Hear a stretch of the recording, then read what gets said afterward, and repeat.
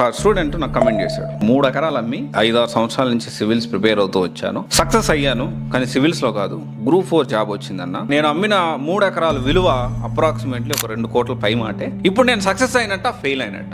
నేనేమంటానంటే not only group 2, any government exam ఖచ్చితంగా సగం మంది ఎగ్జామ్ రాస్తారు. యూపీఎస్సీ కూడా చూసుకుందాము, 2023లో 13 లక్షల మంది అప్లై చేస్తే 5 నుంచి 6 లక్షల మధ్యలో అంటే 50% మాత్రమే ప్రిలిమ్స్ ఎగ్జామ్ కి అపీర్ అయ్యారు. Government exam or competitive exam ఏదైనా కానీ కనిపించే నెంబర్స్ చూసి మనం భయపడాల్సిన అవసరం లేదు. సివిల్స్ లో సక్సెస్ రేషియో 0.01%. 50,000 మంది ఢిల్లీకి సివిల్స్ ప్రిపేర్ అవ్వడానికి వెళ్లే వారి సంఖ్య దాదాపు 500 కోట్లు. కోచింగ్ తీసుకునే ప్రతి ఒక్కరు ఎంతమంది సీరియస్నెస్ ఉంది? గవర్నమెంట్ జాబ్ ఏదైనా సగం మందే ఎగ్జామ్ రాస్తారు.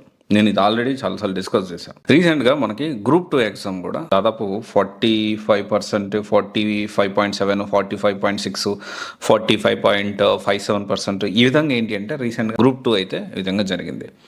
అండ్ సర్ప్రైజింగ్లీ అని చెప్పి దాని గురించి అన్ని ఆర్టికల్స్ కూడా పబ్లిష్ చేశారు. అయితే నేను ఏమంటున్నానంటే not only group 2, government exam ఏదైనా కానీ real competition is different and at the same time కనిపించే నెంబర్స్ అనేవి డిఫరెంట్ అనేది నేను ప్రతి ఒక్కరికి ఈరోజు ఈ వీడియోలో దాని గురించి డిస్కస్ చేద్దాము. అండ్ కారణాలు ఏంది అనేది దానికి మన గురించి నా ఒపీనియన్ నేను చెప్తాను. ఖచ్చితంగా మీరు కూడా మీ ఒపీనియన్ అనేది ఖచ్చితంగా షేర్ చేయాల్సిన అవసరం ఉంది.